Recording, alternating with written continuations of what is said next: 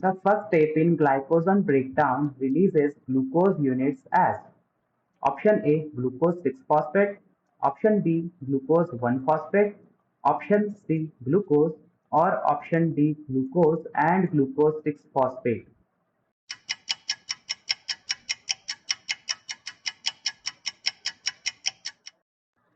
So the correct answer would be option B.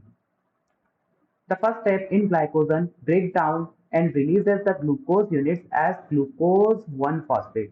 The enzyme glycogen phosphorylase catalyzes the breakdown of glycogen. It cleaves glucose units from the non-reducing ends of the glycogen molecule. This reaction adds a phosphate group to the glucose units being removed, then converting it into the glucose 1-phosphate.